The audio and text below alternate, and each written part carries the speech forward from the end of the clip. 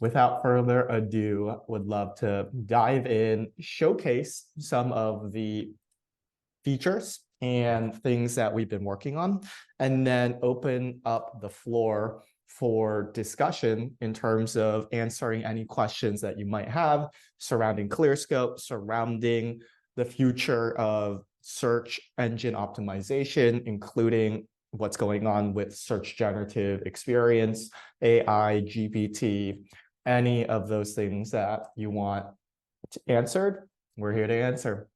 So Clearscope serves a wide variety of customers, and here are some of them. The table of contents, what we really want to cover and spotlight is the innovations that we've been putting into Clearscope's newest feature, which is content inventory. Within content inventory, you'll find things like position tracking, content decay, and inventory links, some of which will be in beta. Since you're on this call, you're tuning in, we're more than happy to extend the beta invites so that you can play around with it. In return, what we're asking for is as much feedback and thoughts on improving content inventory as you have to offer after you've used the functionality. So Clearscope's content inventory is becoming more and more the front and center cornerstone of how we're thinking about content moving forward. Basically, content in an SEO first world is no longer set it and forget it. Topics change, competitors will enter the SERP landscape, and you have to go back to your existing content, update it and audit it to make sure that it's staying relevant and staying engaging and useful for the end user. Clearscope's content inventory then gives you a snapshot into performance and also topical relevancy through continuous content grading over time. So you can see here some of the screenshots of what you can expect from Clearscope's content inventory. I figured I might as well just go ahead and jump right in to show you how our content inventory looks. So content inventory, you can see here, when it's set up, will grade your content over time and give you insights into which pieces of content are degrading from a content grade perspective, and also ideas and thoughts on how the performance is going in terms of a Google Search Console integration. So you can see across the board how well your inventory is doing in terms of GSC data, impressions and clicks. And then you can sort by a variety of different metrics. My favorite is SEO value, which you can see here. So SEO value is our way of determining how much value this page is generating for your website and your business. What we do is we take the top 5 queries that are driving traffic for each of the pages that are being monitored in your content inventory, and we're multiplying that by the average cost per click of how much it would cost you to buy the traffic from Google Ads. Very quickly, then, we can see all of the different values associated with our pages and be sure that our money pages, the ones that we think are, higher converting or more transactionally relevant, are staying performant and grading well in Clearscope. I'll come back to some of the other things that you're seeing here, because that's part of some of the innovations that we're having within content inventory. So again, just to recap, Clearscope's content inventory allows you to actively track a variety of pages and keywords inside Clearscope. The idea is that rank tracking from a classical SEO standpoint is very reactive. You'll get notified that some rankings dropped, and then you'll go back and update the existing content to hopefully redeem your rankings. Well, clearly, we as SEO content practitioners don't want to be waiting for our piece of content to drop before acting on the article if we could. And Clearscope then surfaces insights to say, hey, this piece of content perhaps on best AI content generation tools, started at an A+, and now is a B+. So instead of potentially losing rankings and traffic, we should go back, update the existing article, and make sure that it stays relevant over time. Moving on, the next iteration of Clearscope's content inventory comes with position or rank tracking. So you'll see here inside your content inventory, you'll have this position tracking feature. And this gives you a snapshot into what queries you're tracking, what pages are associated with it, and will also give you average monthly searches that you can expect from this particular query, along with the content grade, the average position over the time period that we selected over here, and then a spark chart or small line graph that illustrates the growth of that particular ranking over time. So this is more of a classical sense of how people expect to be thinking about position tracking.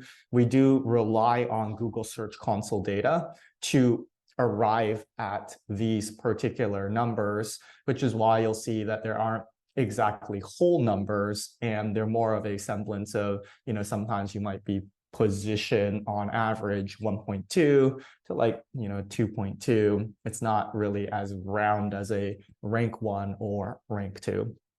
So you can see all of that very quickly. You can then sort by some of the different metrics that you might care about within your positions. Moving forward, our beta features now are things that help you with navigating your content inventory, starting with inventory links. Now, inventory links you'll find within the Pages tab in your content inventory, and you'll find it right here in the column. What this is designed to give you insight into is how many pages within the content inventory that you've set up in Clearscope are linking in to this particular page. Also, you'll figure out how many pages within your content inventory this page is linking out. So very quickly, you can figure out which pages could use a little more internal link equity in terms of new pages that you might be publishing to your blog or resource center, or existing pages that for whatever reason may not have gotten as much internal linking love. The reason why we've scoped this to inventory links is that we wanted to make sure that these are your most important and valued pages. So we're sticking to just giving you the analysis on the links in and the links out. Very future, but a future update that we plan on making to this particular feature is that you'll be able to click the links in and see which pieces of content are actually linking in the pages themselves and what anchor tags they're using. So, this might say content refresh or content update, and we're all aware that more internal links and more internal link text variation has become a way to boost your organic traffic for your pages. So internal linking, a very quick and easy way to discern what's linking in, what's linking out, and give you insights to say, hey, maybe this page needs a little bit more internal linking love, either from an count perspective and in the future, an anchor tag variation perspective. And then an idea that we're talking about internally is also starting to think about a weighting of internal link equity, saying that a page that's highly trafficked, gets a lot of SEO traffic, is more likely to contribute a stronger weighting towards the pages that it itself is internally linking out to. So again, this is our foray into uncovering some more intelligence into how you can improve your content inventory. Last feature that is currently available for beta testing is going to be Clearscope's content decay. You'll notice that over here should it be toggled on for your account? And again, if you want it toggled on for your account, please email support@clearscope.io. Say, give me access to the beta, and we'll absolutely do that because we want your feedback on how to make these better. Content decay comes from a variety of feedback that we've received while talking to our customers. And this is the idea that over time, content does decay. And we might have been pulling in some amount of clicks and traffic for a page over the last 12 months. But as of recent, according to last month, we're currently at 0, which would indicate that our content has decayed by 100%. So Clearscope's content decay actually looks at all of the pages that we've identified within your Google Search Console, and it gives intelligence into how much from peak traffic a piece of content has decayed. In this particular example, we have a blog post on how to create an SEO content brief. And it looks like in August of last year, we had 135 clicks coming to that page. As of last month, it looks like it has decayed to 48. So overall, a loss of about, of 64% in terms of clicks to the page, which would indicate that we should probably go back, update it, make it better, and we would then surface these insights in Clearscope's content decay. So again, if you want access to these features, please drop us a note in support@clearscope.io. We're more than happy to toggle them on. But in return, we definitely want your feedback, your guidance on where you expect these features and other features to go. And we're all ears in terms of the feedback there. I'll just pause there to say that's the updates that I had covered for the Clearscope feature spotlight, and now segueing into questions or anything that might have come up while I was giving the rundown of the new features. Awesome. Yeah, perfect. And drop your questions in the Q&A box as they kind of pop up, and we'll do our best to answer them before we run out of time. But kind of kick it off, Lori sent over a question. What product enhancements is Clearscope building into the platform to account for changes in search technology, AI summary results in Google and Bing, and other AI developments that impact keyword research? Lori, that is a great question with a complicated answer. So I'll just start very surface level, and then I'll answer it in that way. And then I do want to take a step back and answer it in a more deep and holistic sense. So as I'm sure all of you are well aware, GPT, AI, search generative experience, Bard, Bing chat, right? These are all things that have been thrown around and all the hype over the last 6 months. Now, really, what you're asking here is what's Clearscope's response to exactly this? And to be completely transparent and clear, we've been talking a lot internally about what we should do about it, given that the landscape is changing and content is rapidly becoming commoditized. Now, I'm sure a lot of you have done something like this, where you come here and you say, all right, well, create for me a content, create an article on, how SEO works, 2,000 words, and, tone of voice is friendly, right? Something like this. And then, right, AI does an above average job in regurgitating what it knows about this particular topic.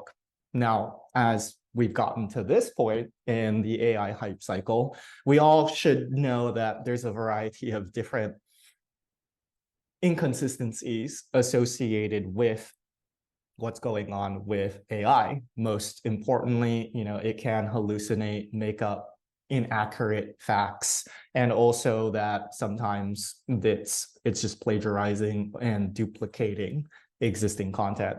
So anyways, all of this is to say that we've done a lot of user interviews, and we believe that the way to think about using AI is not necessarily in terms of creating an entire piece of content like what you have seeing here, but it's more of a back and forth experience where you're prompting the AI and getting back different outputs based off of what you wrote here, right? Obviously, create an article on how SEO works, 2,000 words, tone of voice is friendly, is pretty succinct.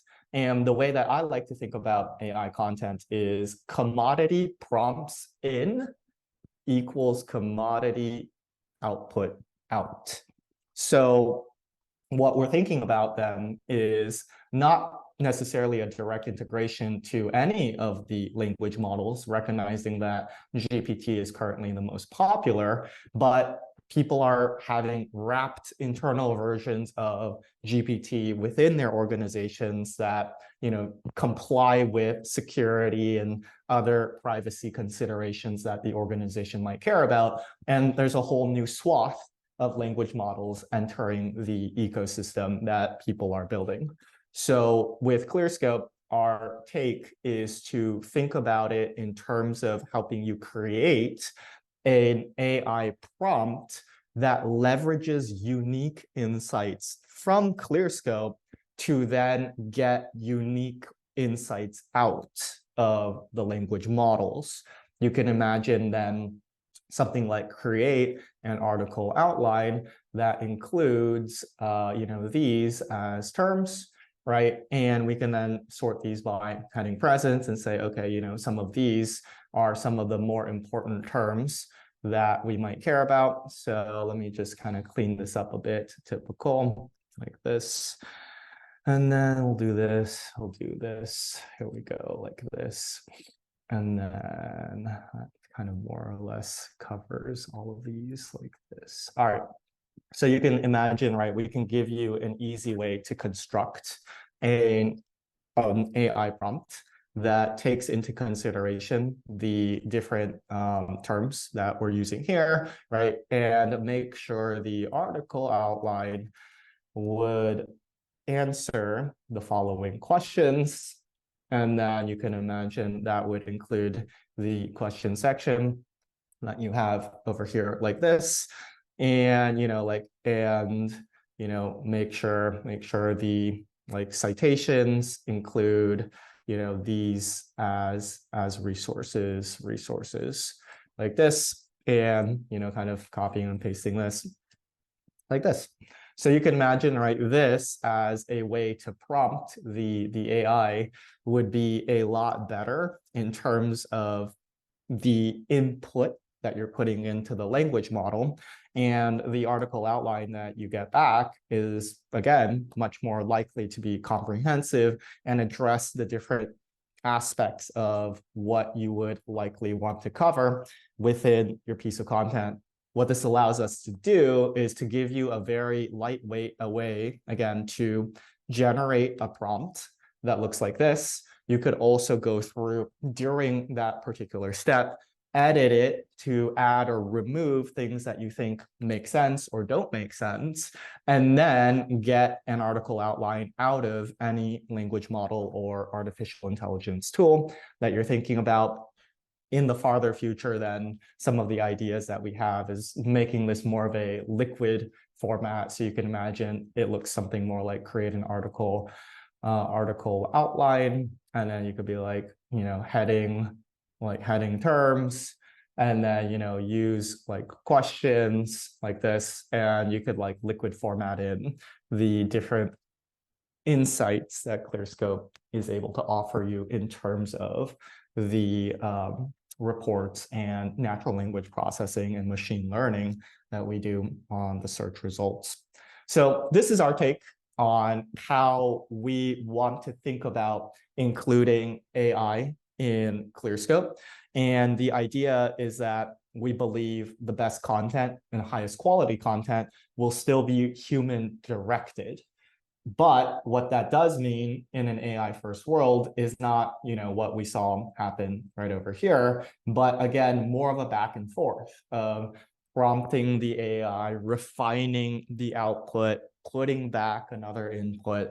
And we want to be a part of that particular process, not just click a button, generate 2,000 commodity words, and have that be where Clearscope guides you. Because I do think at the end of the day, and this is me now taking the step back, the problem with AI content, like at least in this particular sense of just getting the outputs, is that AI content is based off of a probabilistic model and is not contributing any new concepts or entities to the known topic because it's trying to avoid being wrong. What that means from a search engine perspective, in my opinion, can be best described through a presentation that I've been giving here and there, but it's really centered around this problem that AI content faces, which is that it's unlikely to offer any significant information gain to the topic being written about. You can imagine what Google is doing is that it's scraping topics and entities and understanding the relationship between all of them. And I actually have this kind of like mapped out here. But you can imagine, like, let's take for example, search engine optimization as a topic. In the topical knowledge graph, you can imagine that offsite SEO, on-page SEO, technical SEO would all be one distance away from SEO as a topic. Now, two distances away, right, we'd have concepts like backlinks or quality content, internal links, and site load speed. And you can imagine three distances away from on-page SEO or SEO, we're going to have things like AI, GPT, search generative experience. And then four distances away, we're going to start talking about things like hallucinations and inaccuracies. What information gain then refers to is your ability to surface the correct entities or insights that the topic is evolving towards. And hence, why this is so important is that AI is not actually going to do a really good job doing this out of the box, right? This is something that you'd have to go and prompt the model to really dig deep and get this out of the model, or else the model itself is not going to automatically go there because, again, it's very low in terms of the probability that inaccuracies should be talked about in relation to SEO. So put in another way, right? I like usually using something like this is that you can see here how AI content is generally working. I just put in some example text, is that it's looking at, right, the probability of words following words and sentences following sentences. So in this example, we have each, and then what the model is expecting is likely the output that comes after each is year of, day, month, or week. In this particular case, it says text, which is not a very highly likely or probable thing, which is why it flags as purple within this particular model. So why I'm bringing all of this up in relation to this very basic or very starter question is that we have to ask ourselves, when using AI, what is happening, and also how Google is going to react and defend against content that is rapidly becoming a commodity. So my take is that AI content like this, that's just straight commoditized stuff, is going to look, actually, let's just take this and analyze it, is going to look very green, right? In terms of it's not offering, it's like, right, it's a lot more green, but it's not offering any interesting information gain or concepts that the topic is evolving towards. So Google is going to look at this output and compare it to everything else that's happening in the search engine results page for how SEO works. And it's going to say, well, this piece of content, right, is not offering anything new to what I know and recognize as the topic at hand. So whatever, I'm not going to try ranking it because there's nothing new. You can imagine, right, what you'd want to be doing is adding entities that are new to Google's knowledge graph for the topic, and that would then allow you to beat, right, the existing pieces of content that are currently covering the subject matter. So in a nutshell, right, this as a way to approach SEO, I think is going to be rapidly becoming ineffective because it's not offering anything that is unexpected in a relevant manner to what Google is looking for in terms of additions to the topic. So all of that is to say that it then becomes extremely important as to how you're prompting the artificial intelligence and language models to get unique outputs that will then contribute to information gain, which will then allow you to rank in the Google search results. That was a pretty long-winded and technical explanation, but I hope that did provide a lot more clarity on our thoughts surrounding artificial intelligence and this whole language model trend that we've been seeing happen, especially related to SEO and content generation. Yeah, that's perfect. And kind of a next question going back to the original presentation, but Anonymous asked, how will the content inventory work for companies that do SEO for multiple clients? Maybe kind of a good one to kind of walk through really quickly. Absolutely. So content inventory is flexible in that will allow you to create as many projects as you can want. So you can imagine, agencyclient.com like this, agency, we can then create this project. And this would be, a brand new project. And you can imagine, like clients2.com, client, and create another project here. So you can create as many projects as you would like inside Clearscope. Some people also like to take different sections of their website and break them out.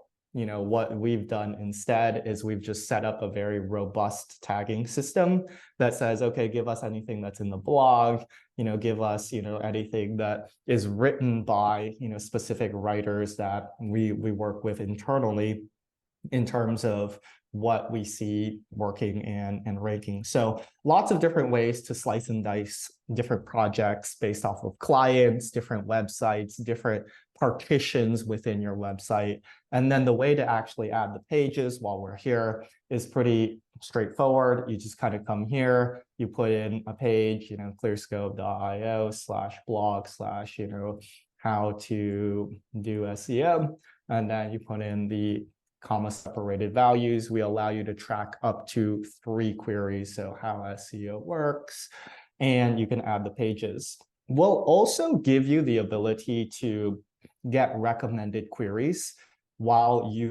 after you've added a page. So perhaps, you've only had one query that you thought should be added to, this particular piece of content.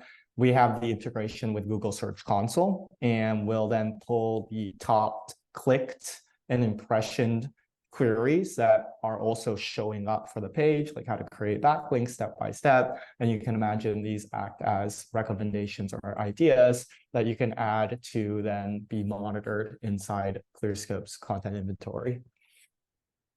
Awesome. Super helpful. And then Lisa has a future question.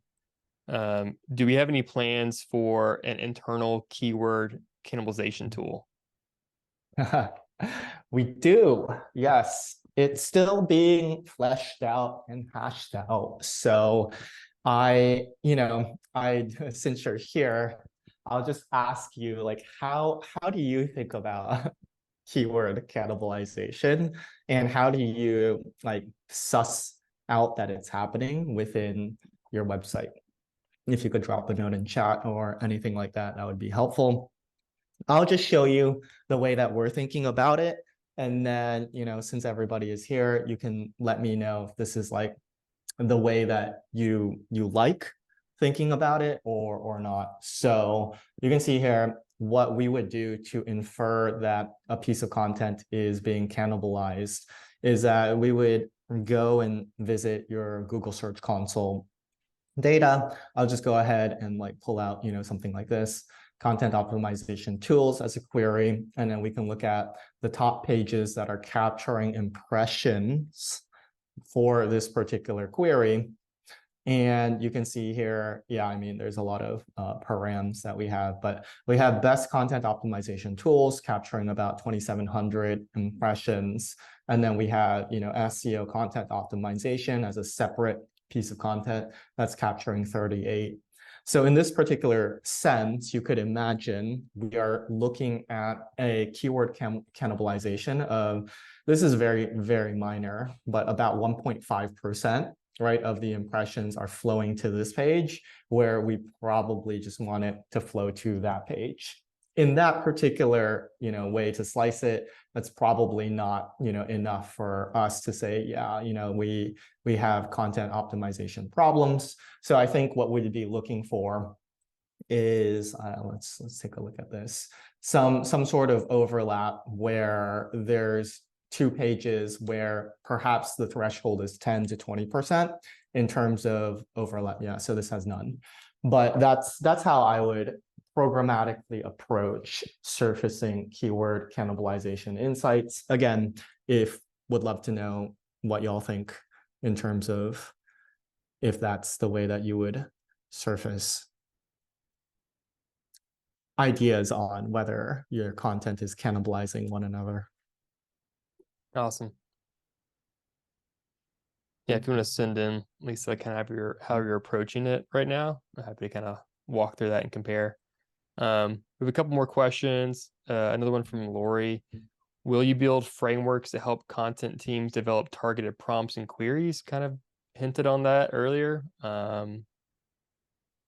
Yes. Yeah. So eventually, the way that we're thinking about it is that you'll have an ability to run a prompt generator on any keyword or topic that you are writing content on. So you can imagine it look maybe similar to something like this. It would say, AI prompt generator. We put in something like, how to choose a restaurant for lunch, like this. And then within this, you would hit run, and then we would output you, something that like closer to what you saw like over here, that gives you this like copy and paste like text prompt that uses natural language processing and Clearscope insights to then derive the overall way that you should prompt the language model to get unique and interesting output from the model. Awesome. And so far as the last question from Anonymous, just had another one pop in, but they wrote in, so this person, they wrote an article in Clearscope, received the content grade of A+. However, their content ranks in the middle of page 1 and behind several other posts that have a content grade of B+, high C's, low B's. Kind of asking why, and then what they can do to increase their rankings. Okay. Yeah. No, that's a great question. Comes up quite frequently because, right, the elusive A+ and A++ in Clearscope definitely represents your content's ability to cover the subject matter comprehensively and therefore have a better shot at ranking well in the SERPs. So I'll just pull out this like little text box over here.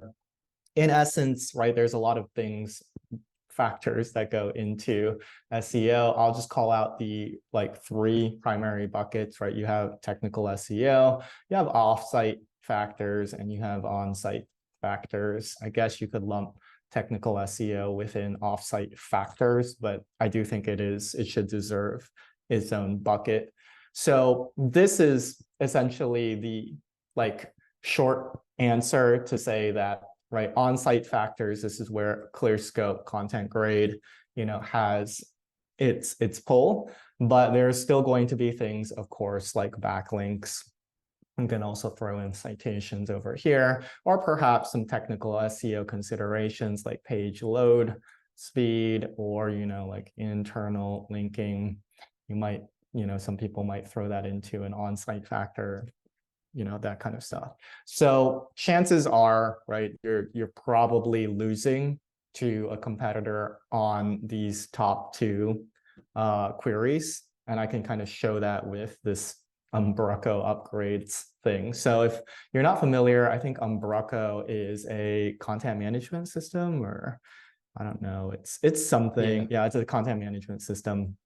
Right. So I was doing this onboarding for a customer and they were interested in Umbraco upgrades. So we're taking a look at this. You can see here, right, that, docs.umbraco.com, is what's ranking 1, 2, 3, 4, 5, 6, 7, 8. And it's not until, maybe position 11 where we have something that's not branded. And so, clearly, having a high content grade isn't really going to impact this particular query because users just care about the brand itself. So this is now like getting into a more deeper like analysis in this, but I do want to call it out because I think there's a lot of people who still have confusion as it relates to this. I call it like search query deserves X. But in a nutshell, what this refers to is, I'll just use like how to surf as an example. This refers to the fact that should a user be performing a search for any given topic, in this particular example, how to surf, that different queries deserve different relative factors, even within the macro level of factors, right? So you can imagine for something like how to surf, we see the YouTube. And then if we were to click into any of these results, lots of imagery, and then lots of little GIFs and video content that instructs somebody on how to surf. So in this particular example, we would make the argument that something like, 50% of the 100% of factors is going to be multimedia, right? That includes video, images, all that good stuff. You can imagine maybe 20% will be backlinks or like a domain's authority in general. And then we'll just say 10% is going to be content quality. And then I'll just say whatever 20% is going to be everything else like this. So you can imagine, right? You can get Clearscope content grade to an A++ for something like how to surf, and then not do well in SERPs because content quality is only 10% of the relative like influence on this particular query, right? You would do a lot better if you focused on creating really great GIFs or video content for this query, and that's where multimedia would have the highest impact. So, for something like, keto diet, chances are you're going to see something that's more like akin to, I would say like 40% is going to be, like EEAT, we're probably going to have 30% on like this concept of like domain authority, but kind of from a your money, your life perspective, right? Google's not really going to give people as much credit if you're just starting out talking about, something that affects somebody's livelihood. And then I would actually say for this particular case, the rest of the 30% would be something like content quality, right? So obviously multimedia is going to matter a lot less for this particular search. And should you use Clearscope to get, an A++ on this particular query, you're actually going to have, a lot more impact from a content quality and Clearscope grading perspective. So hopefully that was the most holistic answer that I could give you to say that, obviously different factors go into ranking, but also, in a more micro sense, different queries will have different on-page and off-page factors that are going to matter depending on the topic that's being searched for by the end user. Awesome. Super helpful. And then Norm has two questions. The first one is, given the emphasis on new with respect to AI generated content, do you have any integrated support for any kind of originality measurement? No. I'll just say that's the short answer. I mean, I have shown, this as a model to detect, originality. I think that it's possible that we could go down this sort of route, but internally, we've been testing, again, a lot of AI detection, a lot of this type of stuff, and it's just super inaccurate. So the real answer is, no, we can't really say this, this piece of content is 20% original or 30% original.